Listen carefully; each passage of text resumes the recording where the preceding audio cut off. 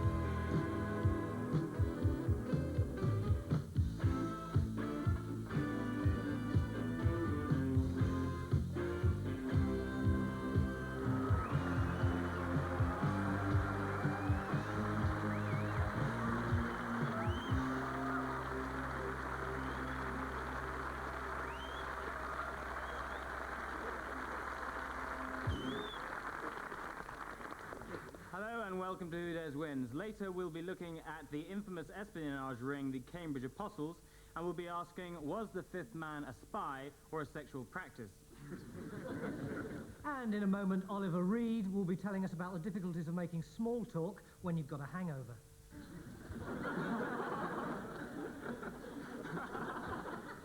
Tonight on Who Dares Wins, we take a look at safe sex. And we'll be talking to the surgeon who can put your genitalia on remote-controlled casters. So you can have sex with someone without being in the same room as them. But first, some statistics.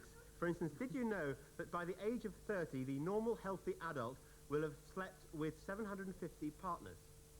And did you know that most couples... How many? 750. Go on. All right. And did you know that most couples, during the course of a normal relationship, by the time you're 30... Bill, what is the problem? Well, it's just that I'm 30 and I've only had 4. Bill, it's not important. Just fine. get on with it.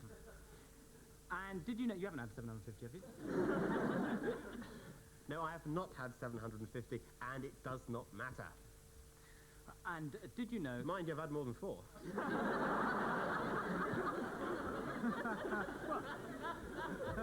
I'm loyal. I'm faithful. I'm ugly, aren't I? Tony. With the frightening spread of AIDS, the government is spending more time and money on research and information into infectious venereal diseases. With me in the studio tonight, I have Health Ministry spokesman, Mr. Dennis Nesbit. Good evening.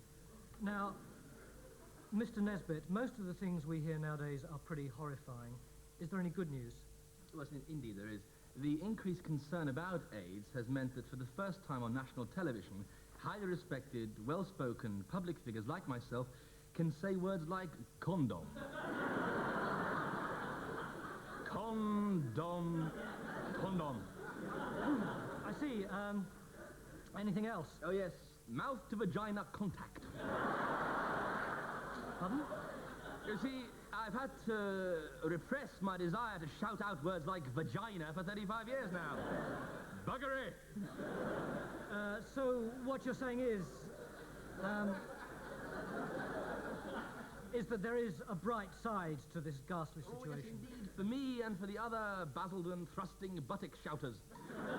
The thrusting buttock shouters? Yes, a group of us on every second Tuesday would have to gather in secret in an upstairs room in a public house in Basildon to talk about politics and to shout out, thrusting buttocks!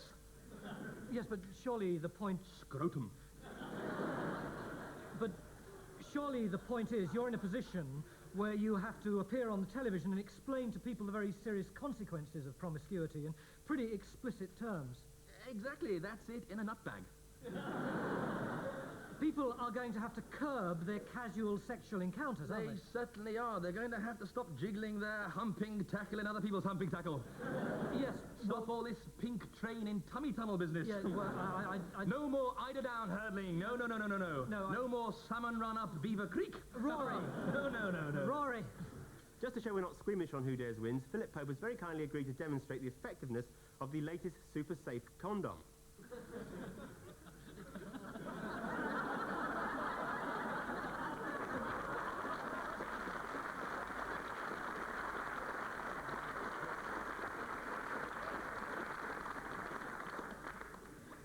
And now, by way of illustration of the rights and wrongs of these sexual acts, Tony Robinson here has very kindly agreed to have sexual intercourse with Julia.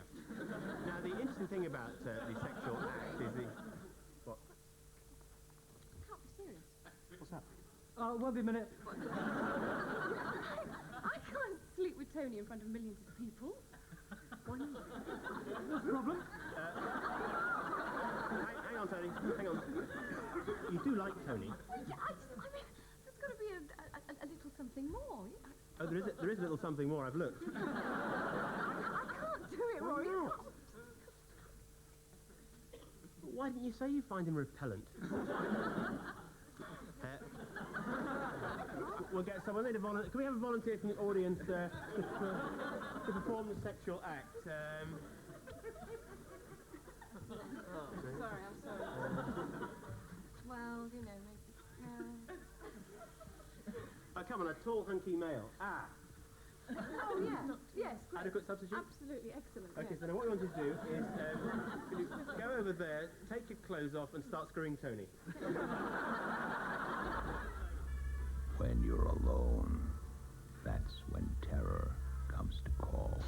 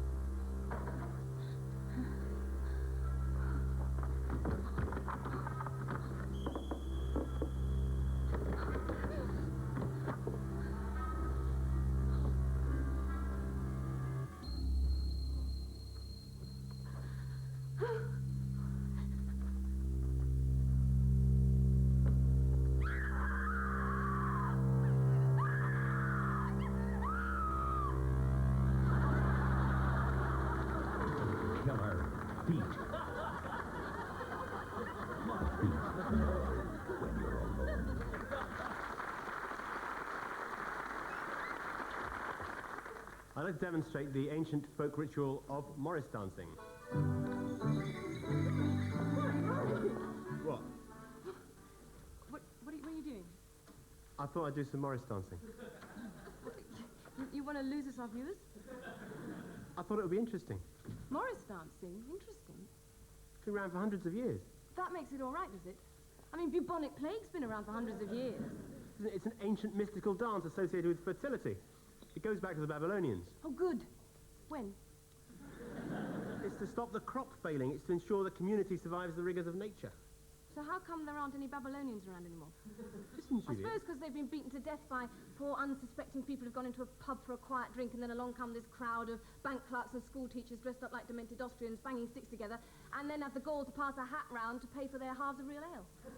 Listen, Why Julia. is it called Morris dancing, anyway? I don't know. Because they're all called Morris. Or Nigel, or Derek.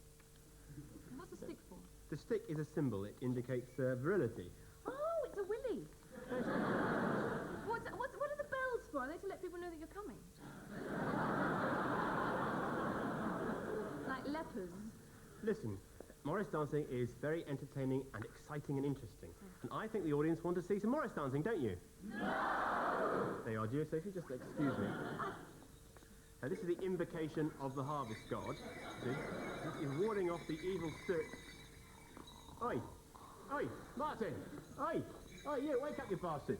Oi! Martin! And now the answer to last week's quiz. We asked you, in which year did Sir Geoffrey Howe die? And the answer, which most of you got, is 1961. And now this week's question. Which of these is the odd one out?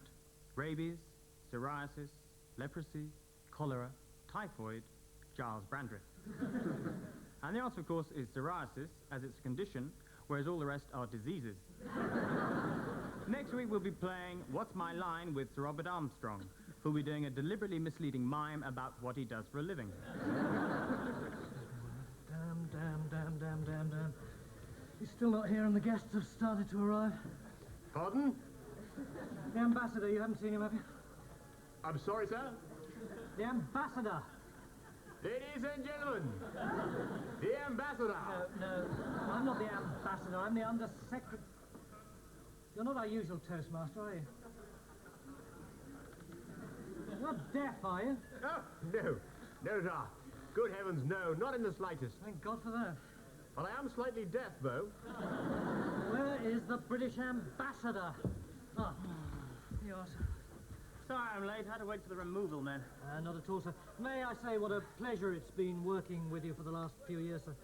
Yes. Funny, really, isn't it? You give 10 years of your life to Queen and country, and then all of a sudden they move you on, just like that. Never mind, sir. I'm sure you'll enjoy your new posting. I hear that Baffin Island can be really pleasant. Here's the German ambassador. Go. Ladies and gentlemen, the chairman of Bassador. And his good lazy wife. Oh, dear. Oh, well. Might as well enjoy my last day. Yes, sir. Ah, Herr Jäger, how are you, you big fat kraut? Oh, you're laughing now, but you weren't laughing in 1945, were you? Like a drink, I'm sure? And Frau Jäger, like a rattlesnake, I'm sure. The crazy nuances of your language. I will never understand it. It is too hard. Oh, it's as easy as invading Poland, excuse me. The ambassador's been taking hay fever pills. Ladies and gentlemen, pray silence, please. For the how did you get a job as a toastmaster, you imbecile? He's new. I believe you know Monsieur Henri Leclerc, French ambassador, and smelly froggy git. Ambassador. It's amazing, isn't it? Twice we bloodied the noses of you squareheads, and yet we've got our natural enemies, the bloody French, just 20 miles away. He's been working very hard. To a nation of rancid winos driven mad by the smell of goat's cheese and look in very small number plates. Ladies and gentlemen, pray silence, please. For the bugger off, you deaf git, I'll announce myself. The Swedish cultural attaché, a smorgasbord. Sweden, what bloody culture has Sweden got? ABBA and suicide. I think the two are related, you know. Tough up, Adolf. He's tired, emotional. What about you, Johnny Garlic? You know, the Belgians will be here in a minute. Belgian non-entities can't decide which bloody language to be insignificant in. Do you know why the Dutch invented Belgium? No. Keep the smell of France at bay. Where's that bloody eye-tie? Senor Ragazzelli will be here shortly, sir. I'll tell you when he arrives. I'll have the minestrone followed by spaghetti carbonara and a bottle of Barolo. Ambassador, you're insulting the nation that brought us Dante, Leonardo da Vinci, Michelangelo. So what, we've given them in rush, haven't we?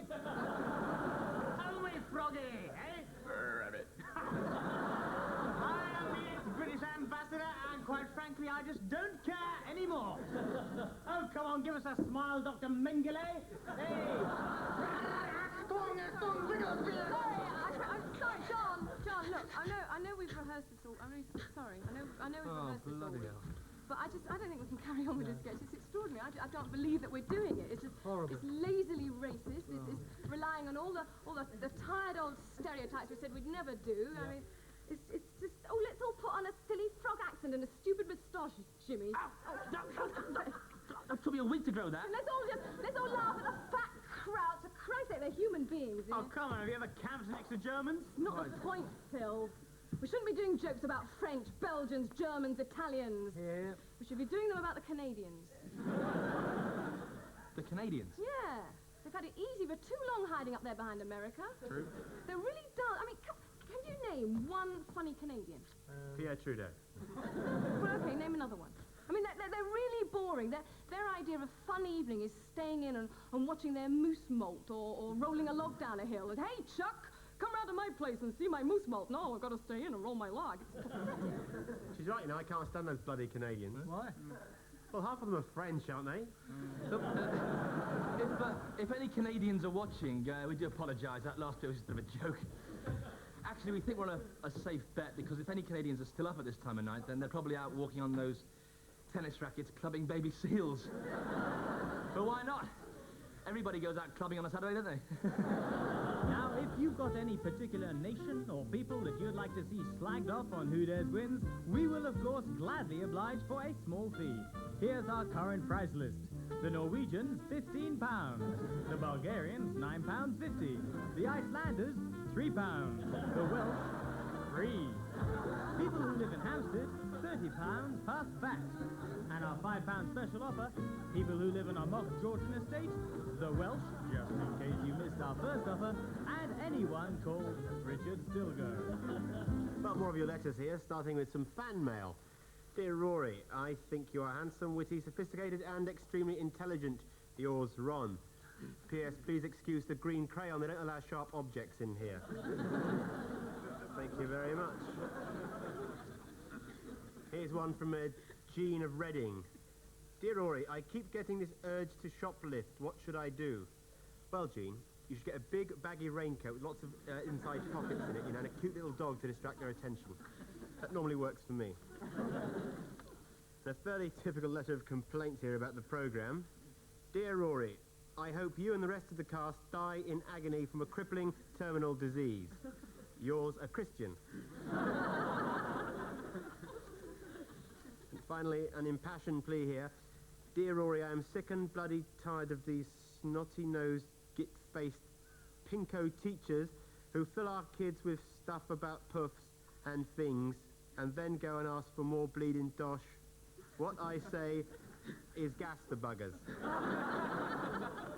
Yours, Kenneth Baker. P.S. Please excuse the green crayon, they don't allow sharp objects. And news is coming in of God Almighty descending in a cloud of glory to judge all mankind. It has been confirmed by reliable sources that this is Judgment Day. God has proclaimed it thus. But the Prime Minister has challenged his jurisdiction. And he's called a snap election on the issue of who runs the country. Over now to Kat Burdett at the judgment scene.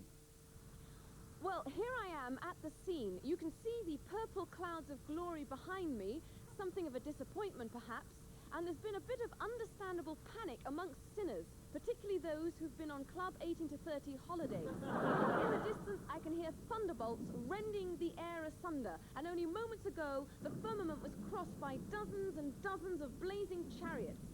And the big question is, why weren't the local emergency services prepared? I have with me Councillor Norman Stone. Norman, what went wrong? Well, basically, at times like this, the Tory government's cutbacks come home to roost. Nicholas Ridley has totally failed to give us the resources that we need to deal with God's divine wrath. We've sent out the gritting lorries, we've cancelled parking restrictions. I'm sorry, Norman, I'm going to have to cut you off there and return to the studio. I have with me here the Bishop of Durham. Bishop, of course, theologically you've often argued that God is not just an angry old man with a long white beard, but he is. Look, live television there. What do you say to that? Outwardly he does look quite angry, I agree. But he is the God We've of just love. heard that he's put a reward out for you, Bishop, for your statement earlier in the year that he might be a woman. Obviously didn't go down too well. No, you see, in the spiritual context, what I actually said was... Yeah, well, he seems to have spotted you, Bishop. Jesus. The Bishop of Durham there. More judgment news coming in. Robert Maxwell has erupted in boils. And 14 people have been killed in the explosion. Rod Stewart has just become a Christian. And so have I. Chelsea 0, Charlton 1. Judgment Day not changing Johnny Hollin's luck there.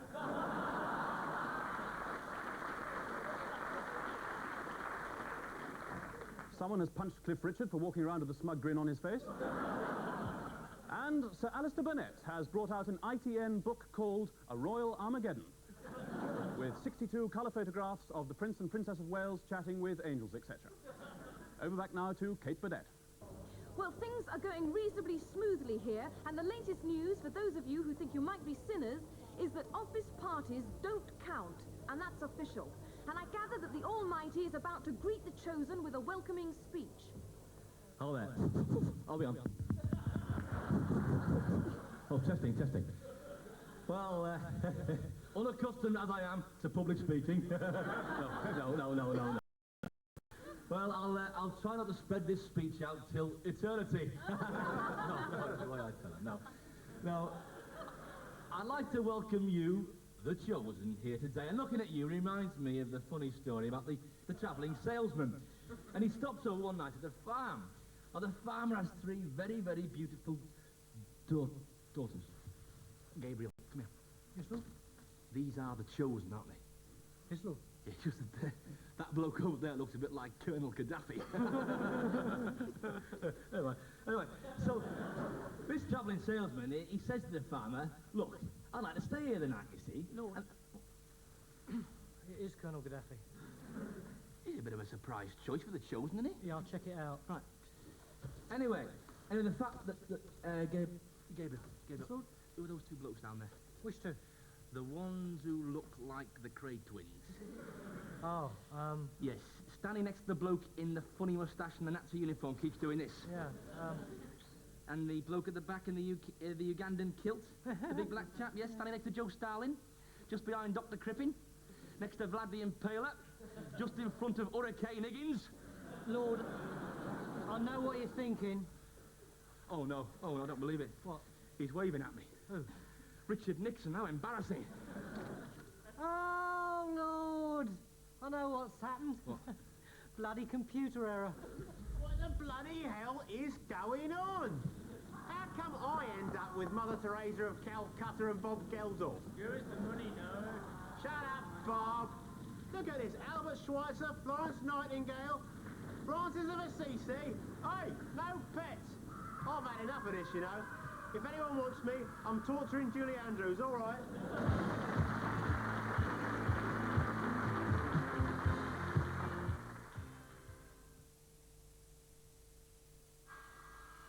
Why live with a noisy brute when you can get your hands on the strong, silent type? Brawn Silencio. Wendell Spanswick has just discovered his favourite lager is available in a brand new can. Guess which one it is?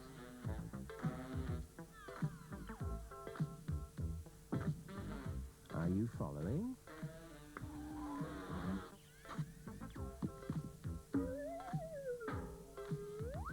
Hofmeister. A great lager. Follow Wendell Spanswick. He's not bad. Tower Records brings you The Whole Story, a classic album from Kate Bush.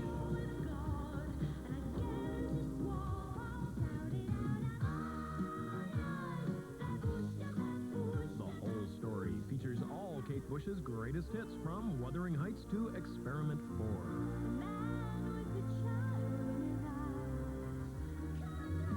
Kate Bush, The Whole Story at Tower Records, Kensington and Piccadilly Circus. Someone is missing you today. Someone who seems so far away. Haven't heard since I left. Someone needs to talk a while. Someone needs to share a smile.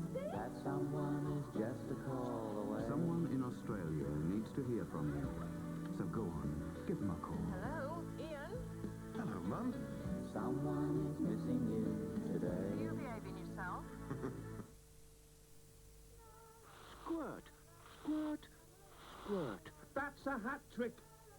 Anchor Real Dairy Cream, perfect for Christmas. Rotary watcher, rotary style.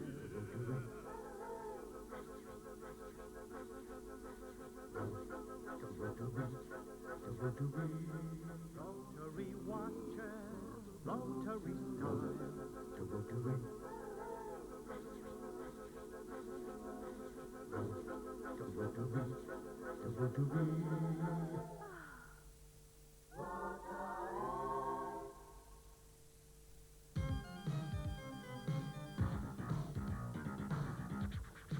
Pims, lemonade, ice and a slice. The drink that's long on style. I'm going to tell you how it's going to be. With Scotch's lifetime guarantee. Tape what you want both night and day. Then re-record, not fade away. Re-record. Re-record, not fade away. Re-record, not fade away. Every recording as good as the first, or we'll give you a new tape. You can watch Scotch forever. Re-record, not fade away.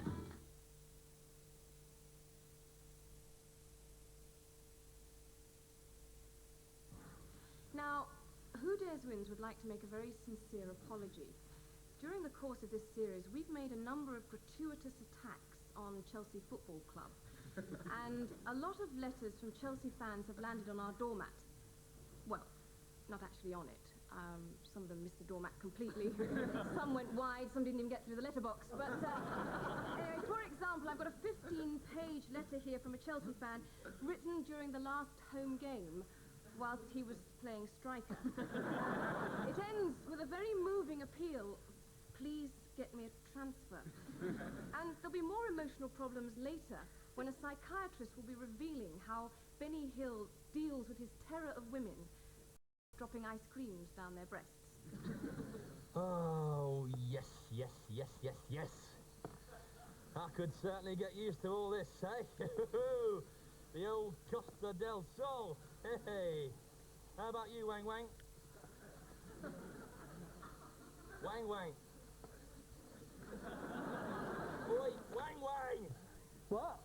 I said, I bet you're glad we escaped the zoo and slipped off down here, eh? I'm not so sure. Eh? Well, put it this way. Are pandas renowned for their sunbathing activities? Oh. I mean, did you see anyone else on the beach yesterday in a 3-inch thick fur coat? Look. Before you passed out from heat exhaustion? Hang on. After 3 minutes? It was something I ate. Bollocks. It could well have been. They said it was sweet and sour pork balls, but you can't tell these days, can you? We should never have escaped. Rubbish. There was no life in that zoo, those freezing cold winters. Wasn't that cold? Oh, hark at the one who used to help the keeper snap the sloths off the branches. How long are we going to have to keep up this we were on our way to a fancy dress party and then we lost all our luggage routine? It's worked so far. Yeah, grant you that. The escape was brilliant. Yes. It was a good idea, framing the Animal Liberation Front, wasn't it? Serve 'em right, cranky bastards. Shove 'em the bloody army, I say. Yeah, pure genius. Still, it was quite easy, really. Just leave a woolly hat, couple of joints and a copy of Watership Down lying around an empty cage. Let Scotland Yard do the rest. Hey, what? You know old Tom got the push. There are always casualties, Wang Wang. He was a good keeper. He understood pandas. You'll get another job. Where? We're a bloody rare species. Where's he going to find another job handling wild animals? I don't know. Maybe he'll get a job as a snooker official. I'm not his bloody keeper, am I? Hey, Terry. What? Let's go home. What, I miss all this?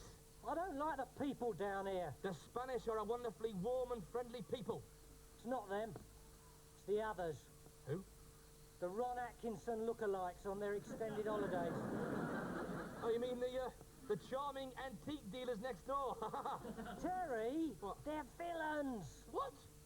John Tell, Ron, Don, Jeff and Knuckles villains? Never. Have you seen Ron's left ear? No. Exactly. He lost it playing poker with Reggie Cray. Well, at least he honours his gambling debts. Anyway, I'd rather live next door to them than a bunch of incontinent baboons. I see. Well, we've got a new neighbour moving in next week. Oh, yeah? Who? Well, I hear the villa next door's been bought by Jimmy Tarbuck. Start packing. Right.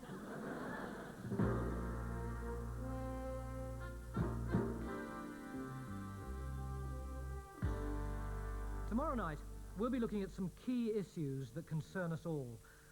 Are manufacturers putting additives in our food that are carcinogenic? Is chemical waste poisoning our rivers? Is acid rain polluting our drinking water?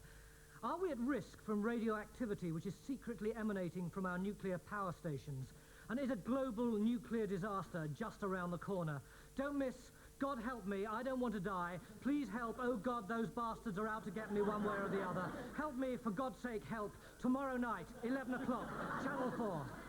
Well, we're very privileged tonight to have one of the front runners among the 1988 American presidential candidates. So will you welcome, please, Bonzo the Chimp?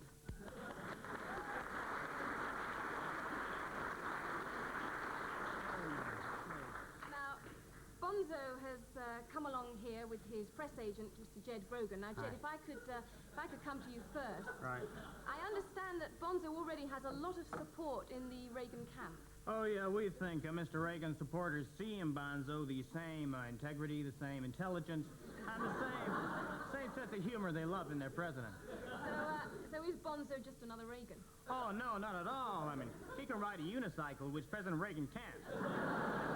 Look at that face. Look at that. It's open, sincere, intelligent, fully comprehending. That is the face we think of the perfect presidential candidate. Yes, I can see what you mean. Of course, he's going to come under a lot of scrutiny over the next few months. Oh, sure, but Bonzo is just great with the press. I mean, he doesn't make any embarrassing slip-ups. For example, he doesn't confuse the Democrats with the Republicans.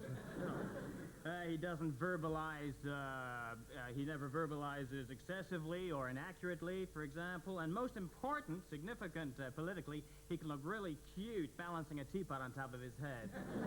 But George Bush could do that too. Oh, sure, but not so well, and he certainly can't do it while he's peeling a banana with his toes. We think that's a real buzz winner. I believe there's been a mention in the press of an embarrassing scandal in Bonzo's past when he urinated over the Brazilian ambassador. No, you're thinking of Gerald Ford, actually.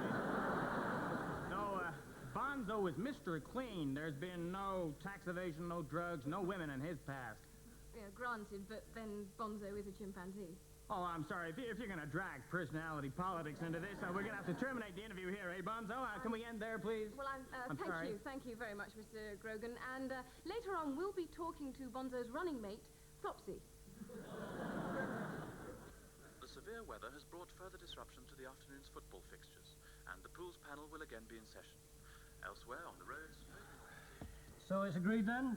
Aston Villa versus Luton, home win. Home win. Now, this is a difficult one.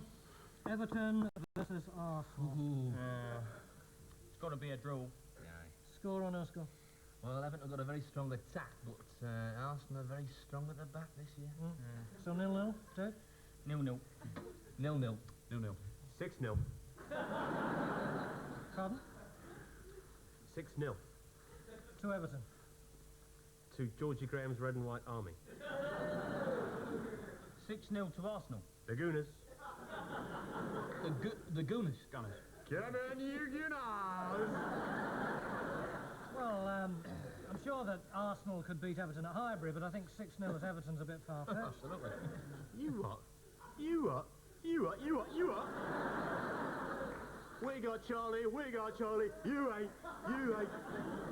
Just put Everton Arsenal down as a no-score draw. Who's a wanger in the suit? Who's a wanger in the suit? Please!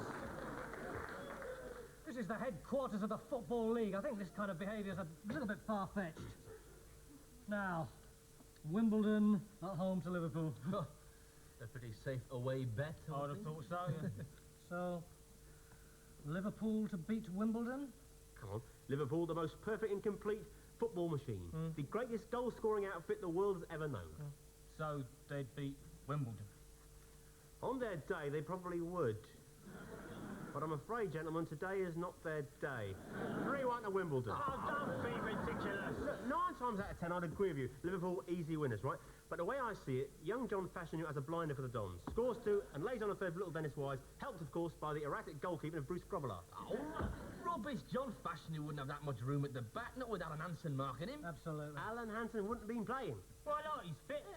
Kidnapped by Libyans on the way to the ground. Oh, bloody hell. I mean, what would Libyans want with a Liverpool central defender? They got a very poor defence record, the Libyans. For God's sake, let's concentrate. So let's get dragged into this childish fantasising. Wimbledon versus Liverpool. Will be a home win. Yes, all right. Just the odd goal, mind you. And against a run of play. Yeah, about Arsenal beating Everton 6-0. Meanwhile, the Dons are thrashing Liverpool, eh? Imagine the headlines. London trounced Merseyside. Cock and Cockney's cock up cream of Merseyside. Lovely. London lads, piss on Scouse bastards. I'm terribly sorry, everybody. Home win to Wimbledon, then. Now, West Ham versus Man United. Oh, I think on current form we're talking easy home win. Yep. United! Robson saws the far post and bullets ahead into the top corner. Phil Parks out of nowhere. Leaps acrobatically to tip it over the bar. 2-0 to the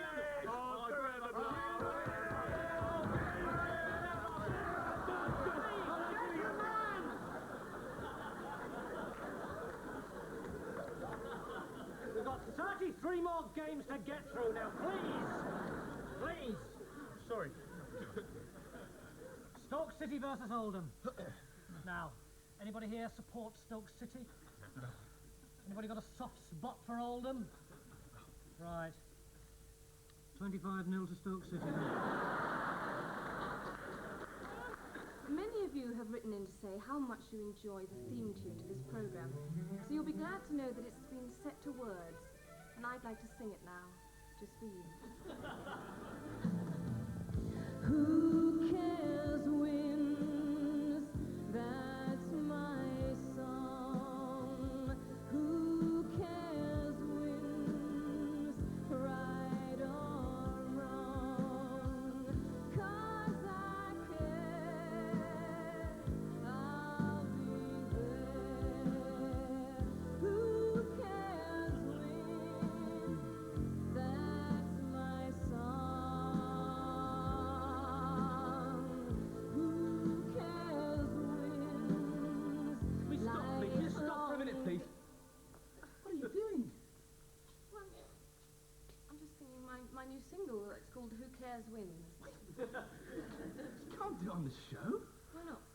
Well, A, it's exactly the kind of tacky exploitation of the show we said we never do. And B, it's crap. What's that got to do with it? It's just a spin-off single, Jimmy. It doesn't have to be any good. The important thing is to get it into the record shops, preferably on a shelf near the door, so if people come in their lunch hour in a bit of a rush, think, what can I get Cousin Dave as a Christmas present? Spot the record, think, oh, sod it, that'll do. And rush out the shop 40 seconds later, having donated £4.99 to my bank balance. You're becoming very cynical, Julia. No, you're just jealous because you can't sing. It's not jealousy, it's the principle. Anyway, I can carry a tune. You can carry a tune in a bucket. All right. You sound like a cow with a honey, This is getting us nowhere. You can't plug your tacky single on the show. Okay, end of story. Phil. Later we'll be looking at Michael Winner's new vigilante film in which Charles Bronson plays an avenging food mixer which wipes out half of New York, and that's called The Liquidizer. But now you've been a very special audience and, well, I'd like to sing this for you. Anyone who cares can win. But first you've got to care. Gotta care so you can win. Anyone who cares, you have lovely eyes for them. But first you gotta care. Gotta care so you can win. Anyone. What are you doing? What? I'm sorry. Disgusting. Excuse me. Sorry about that. Can I just apologise? Well, Julia could plug I don't care. Shut up. Why can't I plug mine? Can I just apologise, please, to all our TV viewers? I apologise profusely. That might be a nice little earner, Jim. Look, if you want to earn some quick money, go mug an old lady, or rob a bank, or become a stockbroker. And now, review.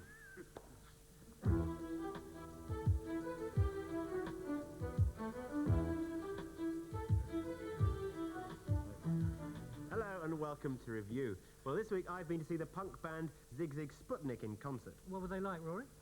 Well, Tony, to tell you the truth, I didn't think the music was very good, but I have to say that the makeup and the costumes and the lighting were absolutely worse. Now, you've been looking at a few Christmas books, haven't you? That's right, I have. What's the pick of them for you? Well, my personal favourite has got to be the new Nigel Rees graffiti book. It's a very clever idea. What he's done is he's taken down a lot of the very funniest graffiti from toilet walls and he's put it in the book. That is brilliant, isn't it? I suppose he has an endless supply of material then. Yeah, well, obviously he's used up a lot of the funniest material in his first 14 graffiti books. But nevertheless, there's a lot of really good stuff, like this one. Angela is a slag. Very funny. Very nice one here. Gary has crabs. Oh no, I haven't signed Gary. And my own personal favourite, Barry is a bender. Very, very good. Well, I've been looking at the Christmas singles, as usually a rush this time of year, and there's some quite interesting ones this year. For example, Cecil Parkinson and Jeffrey Archer have got together to do a Christmas single, and it's a version of an old carol, and it's called Away in a Stranger. And I hear that Kenny Everett, Russell Grant and Wayne Sleep have got together to do their version of We Three Kings.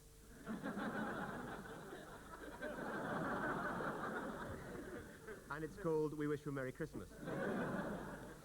And of course, there is one other special kids song for Christmas, one which I think we'd like to do for you now, Rory. Sure.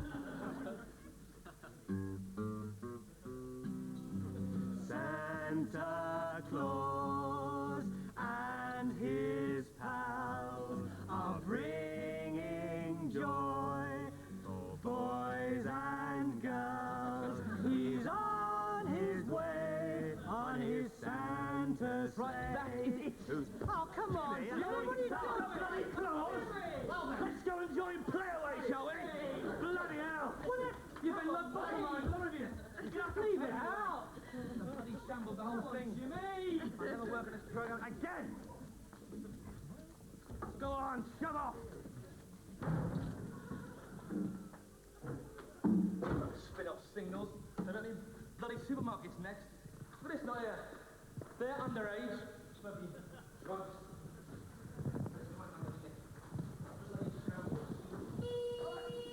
Shut up! Bugger off! Labour council. Only under the Conservatives. At the bloody... Bloody Conservatives! Give us Old Man River!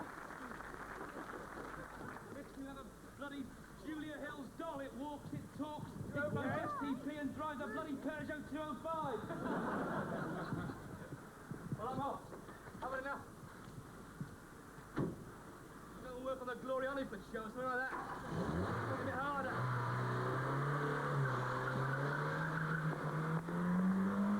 Throw my guitar in the dock! Yeah, he's a funny old bloke, isn't he?